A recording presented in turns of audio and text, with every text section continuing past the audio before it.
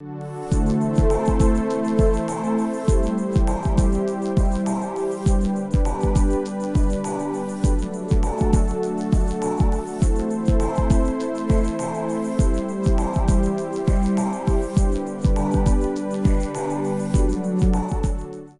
aproximadamente 13 anos, quando encontrei a Fazenda, eu encontrava também uma resposta de algo que eu procurava e que já escutava há muito tempo por causa da participação no movimento dos focolares. Do movimento nós escutávamos sempre essa expressão Deus te ama imensamente, a busca, esse encontro com esse Deus amor. E foi lá, participando das reuniões do movimento dos focolares, dos religiosos, que eu fui fazendo um encontro realmente com um novo desejo de profundamente dar uma resposta a Deus, também aprendendo a corresponder a esse amor. E na Fazenda, quando escutei as experiências dos jovens, eu percebia, aqui existe uma resposta a esse amor de Deus. Aqui existe uma resposta concreta. E por isso, então, me empenhei para vir fazer uma experiência que começou há 13 anos atrás. Quando nos deparamos com a palavra amor, ou a expressão Deus é amor, ou a expressão Deus te ama imensamente, por causa do uso frequente dessa expressão, pode ser que a gente não experimente a força que existe por trás disso aqui. Nós temos o privilégio de experimentar isso através das experiências concretas daquilo que se vive, do que se procura viver no dia a dia dos jovens da Fazenda e daqueles que, tendo feito essa experiência, levam o mundo afora uma experiência de Deus amor. Agora, na história do povo de Deus, na Sagrada Escritura, nós encontramos desde o início algo que revela essa expressão concreta do amor de Deus por aqueles que Ele escolheu pelo seu povo. O povo de Israel é o povo escolhido. E é o povo que diz: que povo tem um Deus tão próximo como nós temos o nosso Deus cada vez que o invocamos. Na história do povo de Israel, Deus se compara àquela mãe dizendo: a mulher poderá esquecer daquele que é fruto do seu ventre? Se acaso uma mulher fizer isso, eu, o Senhor teu Deus, não te esqueço jamais. Deus é aquele que interpela o seu povo, que chama o povo e quer estar presente na história do seu povo e age na história do seu povo. O amor de Deus na história da Escritura, na história do povo de Israel, se manifesta de uma forma concreta pela presença de Deus no meio do seu povo. E como consequência, vamos dizer assim, de certa forma, dessa necessidade de Deus de estar no meio do seu povo, porque assim, o amor, ele cria uma necessidade interna. O amor cria uma necessidade de proximidade com aquele que é amado, com aqueles que são amados. E nós sabemos disso, porque cada um humanamente experimentou isso. Mas também com a vida espiritual, experimentamos isso com uma certa frequência. E Deus, porque é amor, se coloca na condição agora de proximidade do seu povo com uma tal intensidade que se manifesta na encarnação. Ele no meio de nós. Jesus, que nasce na história de um povo, Jesus que nasce no meio da humanidade, o eterno que entra no tempo, é a expressão plena de um amor de Deus. E esse Jesus manifesta todo esse amor à humanidade, primeiro, começando pelo amor aos seus. É aquele que se comove com a morte do amigo, Lázaro. É aquele que se comove diante das pessoas que não têm o que comer lá no deserto. É aquele que se comove diante da dor do outro, do sofrimento do outro. Ele se move em direção aos outros porque ama. Faz um encontro. Ele se move em direção àqueles que ele chama porque ama. E depois ele mesmo vai dizer qual é a medida plena de amor. Ninguém tem maior amor do que aquele que dá a vida pelos seus amigos. E vai dizer ainda: todos saberão que vocês são meus discípulos quando, olhando para vocês, disserem: vejam como eles se amam. E nos dá essa medida do amor profundamente na cruz.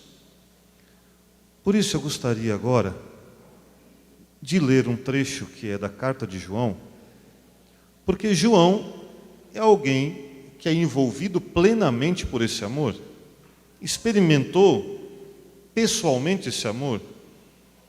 E agora, tirando, assim, colocando à margem qualquer outra reflexão de estudo da Escritura, de reflexão teológica sobre a comunidade de João ou qualquer outra coisa, porque eu não sei aqui se tem alguém que estudou alguma coisa assim, eu quero apenas entrar aqui na leitura, olhando para esse João, que era o discípulo amado, que experimenta esse amor concreto e tem diante de si, dos seus olhos, esse amor que ele contemplou.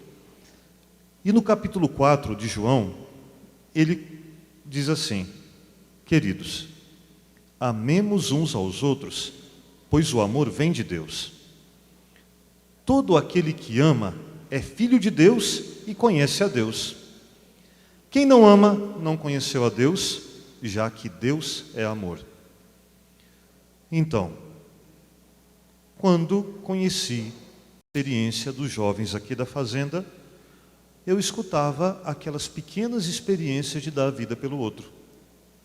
E via como um se preocupava com o outro, via também os limites, e isso me chamava mais atenção, porque, percebendo o limite que cada um tinha, o homem velho, muitas vezes, né?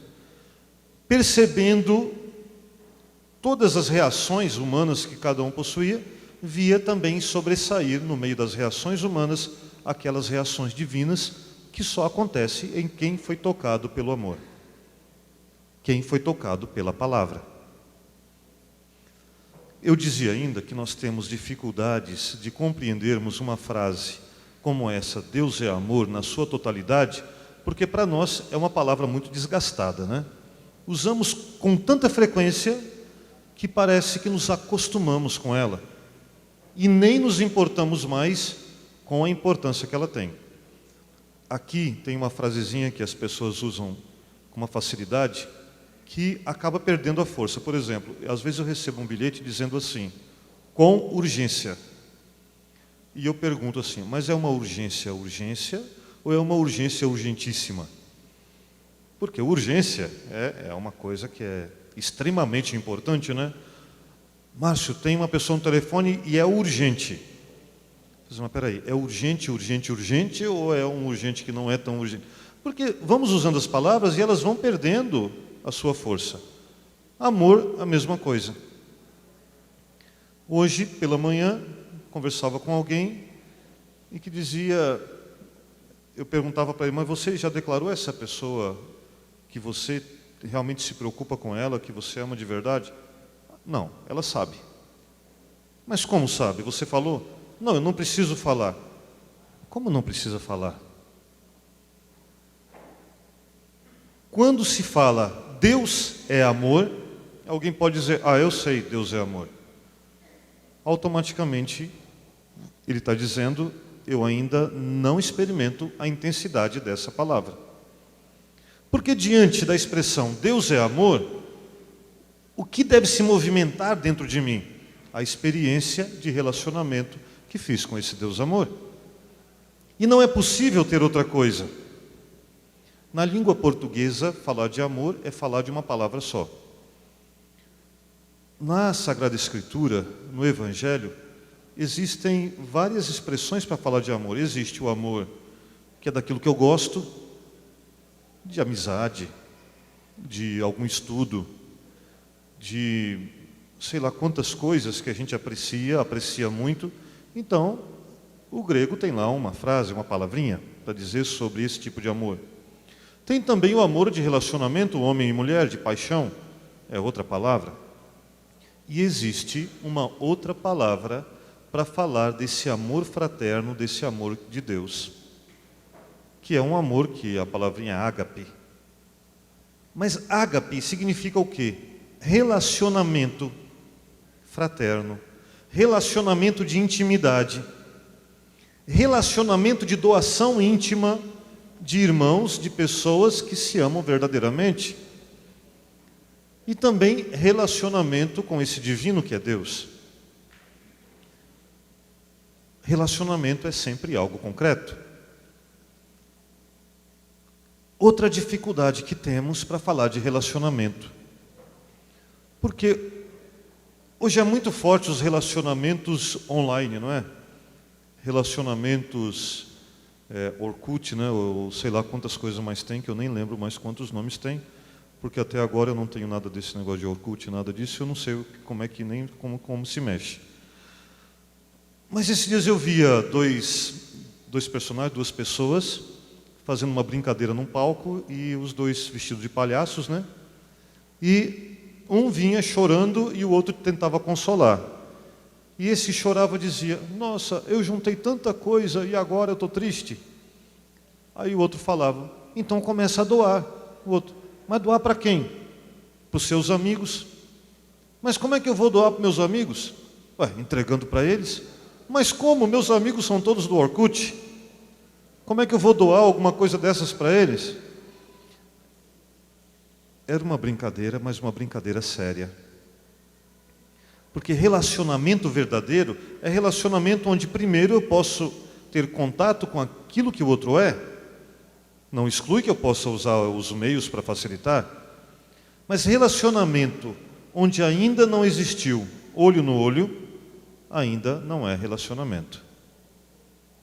Amizade, onde eu não pude contar com o outro ainda e sentir com o outro as dores e as alegrias, ainda não é amizade verdadeira. E você pode perguntar: mas e agora, com Deus? Como é que eu posso fazer isso, se eu não tenho como olhar os olhos de Deus? Como é que eu posso fazer isso, se eu não posso participar das dores de Deus, vamos dizer assim? Quem nos dá a resposta é a espiritualidade da unidade, de Chiara Lubich. Quem nos dá a resposta é a espiritualidade de Jesus no meio, unidade, e Jesus abandonado, que é o mesmo Jesus. Ali temos uma resposta, que é a resposta para a humanidade de hoje. Porque olhar Deus nos olhos é ter a capacidade de perceber a presença dele no outro e criar esse relacionamento de unidade, como muitos grupos nossos têm.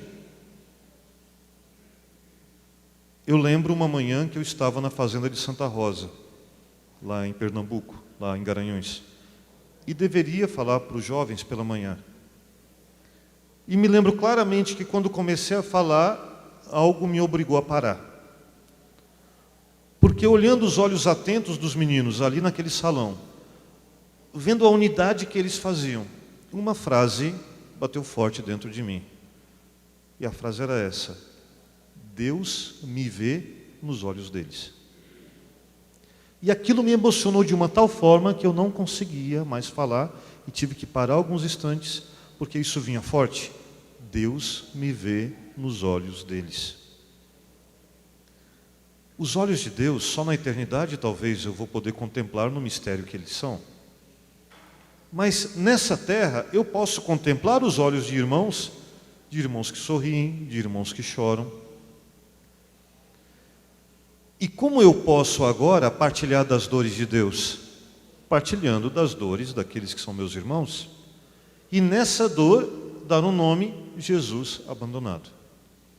Pela manhã hoje, tive uma alegria muito grande, porque escutava um menino que passou aqui uma vez, não quis terminar o ano, foi preso, saiu da cadeia, foi para casa, recaído, e depois insistiu para voltar e agora está aqui. E hoje pela manhã ele dizia isso aqui, que antes da visita, da primeira visita, ele partilhou com um amigo: sinto um vazio muito grande. Parece que tem um vazio que nada preenche aqui dentro.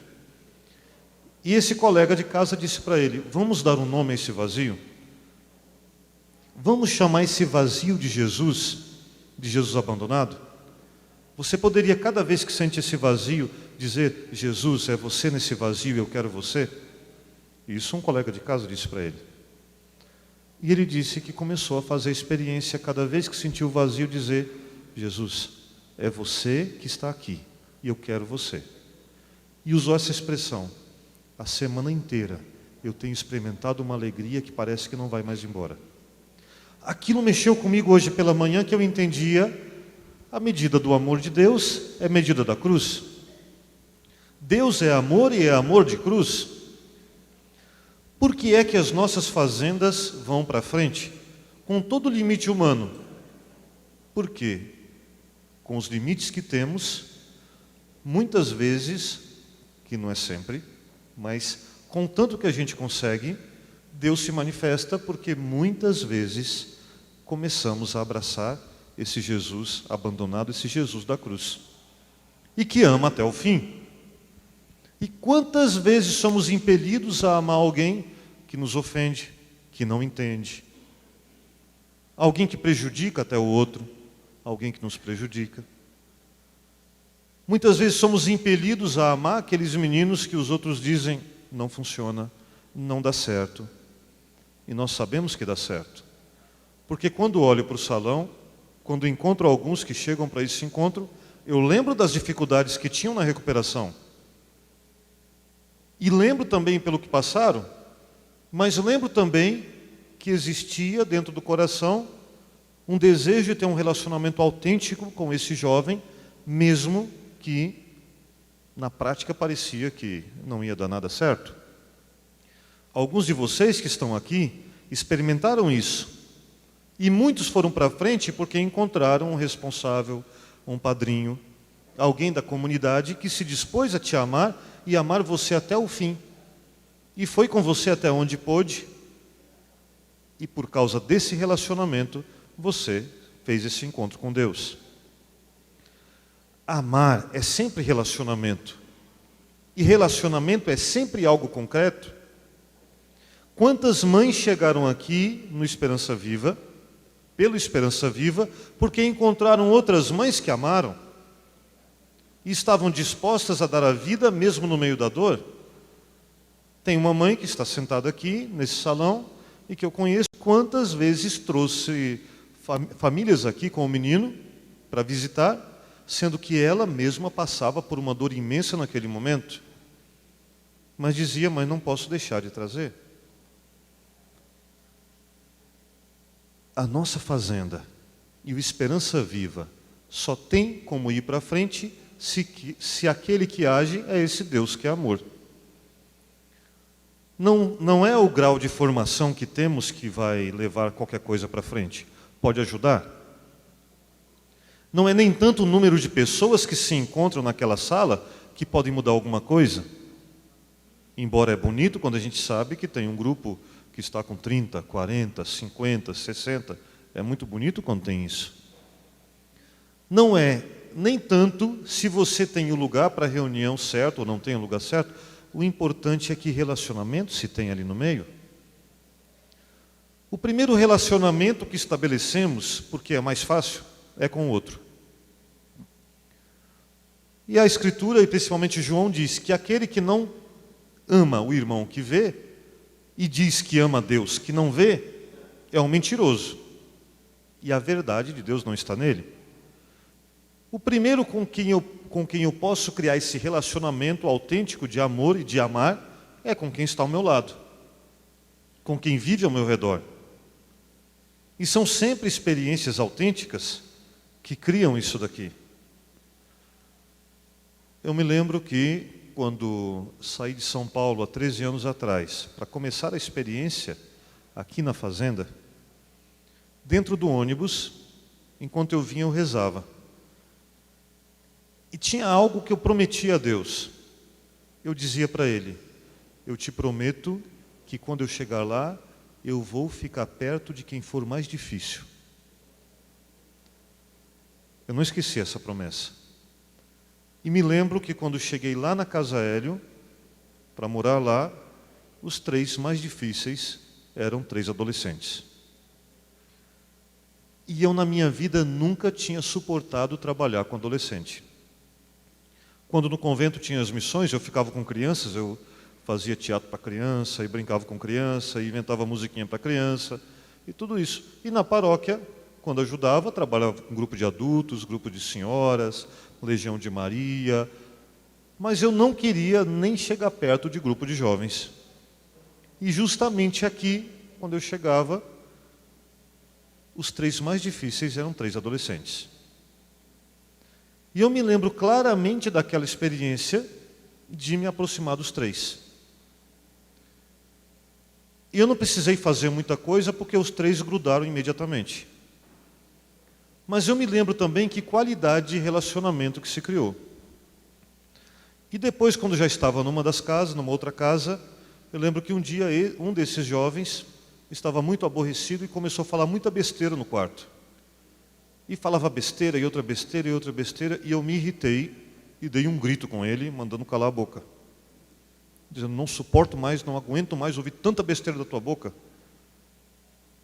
E na hora, ele imediatamente parou, ficou deprimido num canto, e eu fui embora. No dia seguinte, pela manhã, quando levantamos para o terço, vi que ele mal conseguia levantar, foi para a capela enrolado num cobertor, não olhava para ninguém, saiu da capela e foi deitar na cama, e eu pensei comigo, o que eu faço agora? E para mim não era simplesmente chegar para ele e dizer, me desculpa pelo que eu falei ontem. Porque quando eu quero amar, o amor tem que ser concreto. Ele não pode ser simplesmente uma frase ou uma ideia, porque Jesus não viveu, não falou simplesmente uma frase ou falou uma ideia, ele viveu.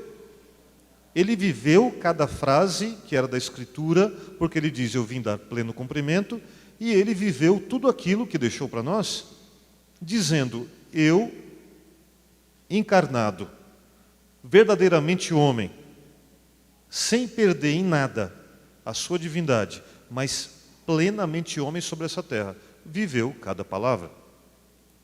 E naquela hora, eu pensei, mas o que eu posso fazer de concreto para pedir perdão para ele, mas de forma concreta? E eu sabia que ele cuidava da harmonia da casa, ele deveria lavar toda a louça depois das refeições. E terminado o almoço, eu vi que ele não foi fazer isso e eu fui limpar toda a cozinha. E lavei todas as louças, todas as panelas, limpei o chão e saí para trabalhar. Fui para a horta e quando eu voltei, a primeira coisa que eu fiz foi procurar e dizer, eu preciso pedir perdão por ter gritado com você. Mas quando eu o encontrei, ele já estava aberto para aquele momento. Porque ele tinha perguntado para os outros, quem é que fez isso aqui? Quem é que limpou tudo isso aqui? E naquele momento eu tinha uma possibilidade de verdadeiramente pedir perdão para recomeçar. E o interessante é que quando eu pedi perdão, ele reconheceu também imediatamente que não deveria dizer as coisas que estava dizendo. Isso é uma experiência pequena. Na experiência do relacionamento diário, quanta coisa a gente precisa fazer?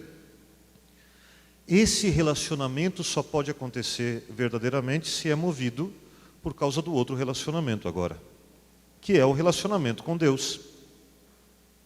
E o relacionamento com Deus, para quem está no mundo afora, é uma coisa complicada. Por quê? Tem tantos outros relacionamentos, às vezes até distorcidos, que chamam a atenção, que nós nos esquecemos do relacionamento verdadeiro. Quantos ex, por exemplo, eu percebo que recaem, porque não foram fiéis naquele relacionamento com Deus, e começaram relacionamentos sexuais, afetivos, contra a vontade de Deus. E começou então, dentro desse jovem que começou a entrar nessa experiência, toda uma confusão que turvava aquele olhar para o outro, vendo Deus no outro.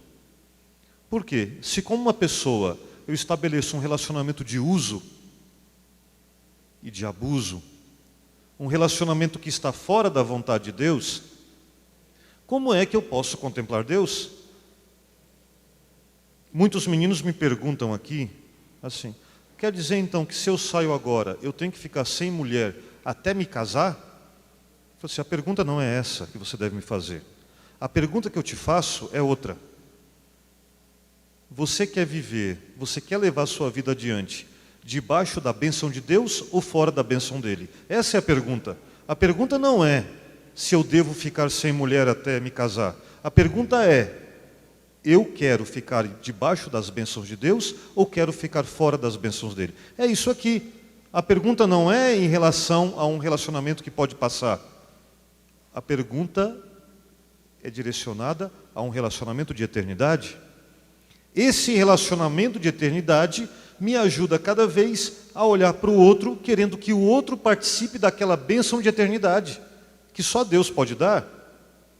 A sociedade, com todos os pensamentos e ideias que tem, não pode dar. E a felicidade acontece onde? Num relacionamento autêntico com Deus, que me leva a um relacionamento verdadeiro com as pessoas, e não relacionamento de uso. Lembro de um do Esperança Viva, que era alguém que me chamava a atenção por causa da fidelidade, mas um dia tinha se unido a uma companheira, e ela começou, na cabeça dele, a colocar ideias sobre como conseguir dinheiro mais fácil. E esse menino tinha uma seriedade e resistiu por um tempo, mas um dia, diante da cobrança da mulher, cedeu a um ato de corrupção. E quando quis sair, os outros disseram, não, se você agora não fizer desse jeito, nós te denunciamos. E você vai levar toda a culpa. E teve que se enfiar em outra coisa, em outra coisa. Depois perdeu o comércio que tinha, perdeu a sobriedade porque recaiu, perdeu o relacionamento com ela, perdeu os filhos e perdeu tudo. Porque um dia decidiu ouvir a voz da moça, que é uma pessoa boa. Eu conheci, não é uma pessoa ruim. Mas dentro do coração tinha outra coisa que não era esse relacionamento de eternidade. E alguém que estava dando a vida no Esperança Viva, agora se encontra afastado, porque tem uma dor da recaída por causa da falta da fidelidade. Relacionamento exige fidelidade. Um casal não pode viver bem um com o outro se começa agora infidelidade entre eles. Pode ser que por alguma circunstância aconteceu e tiveram que se perdoar, mas alguém que sempre demonstra não tenho fidelidade a você. Está demonstrando o quê? Meu amor por você não é verdadeiro porque tenho outros amores. É isso que a outra pessoa entende. Como é que eu posso declarar a Deus, eu sou fiel a você, se sempre vou para outros amores e não quero escutar esse Deus? Aqui não estou falando de questão das crises matrimoniais, porque sempre vai acontecer. E na crise precisa se redescobrir esse amor, porque a crise uma hora passa e se redescobre. Também com Deus existem as crises. Você vai se perguntar muitas vezes, por que isso comigo? Por que é que eu não te sinto mais perto de mim? Vai acontecer. Mas para quem vive na fidelidade, essa fase passa e reencontra um novo sentido do relacionamento com Deus. Reencontrando o sentido do relacionamento com Deus, ou encontrando esse sentido, reencontro imediatamente o relacionamento comigo mesmo. Perceberam como isso é um ciclo? E é ciclo de amor? Eu me disponho a amar o outro. Nesse amor do outro, redescubro Deus, ou faço a descoberta de Deus, ou quando faço a descoberta de Deus, faço a descoberta do outro, e por causa dessa descoberta, sou capaz de descobrir quem eu sou. É relacionamento. Na história da igreja, muitos santos desenvolveram um relacionamento tão profundo com Deus que deixaram isso por escrito. Ou expressões. Se eu penso em Santo Agostinho, que é grande na igreja, ele que fala daquele que ama, aquele que é amado e do amor, para falar da Trindade. O relacionamento de Trindade. Um pai que ama imensamente o filho, ou ama de forma ilimitada o filho que retribui esse amor porque ama o pai, e esse amor que circula, que é esse Espírito Santo. E um amor que circula dessa forma não se prende às pessoas da Trindade. É tão profundo e tão fecundo que é derramado sobre cada um de nós, como fala a Escritura. São Francisco que diante do mundo olha e diz: o amor não é amado, o amor não é amado, o amor não é amado, o amor não é amado. E chora. E quer gritar ao mundo que existe esse amor que não é amado. E se lança nesse relacionamento. Relacionamento com Deus amor. O anúncio desse Deus amor. Esperança viva significa temos algo vivo em nós, que é esse amor de Deus. Não é qualquer amor. É um amor de exclusividade.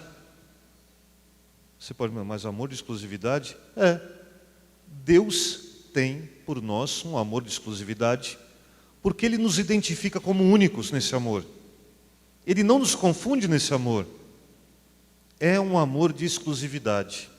Porque com cada filho seu, Deus tem um relacionamento que é único. Esperança viva é esperança viva quando transmite ao mundo que existe uma realidade do amor de Deus, amor que não passa, amor que vai além do ano de recuperação.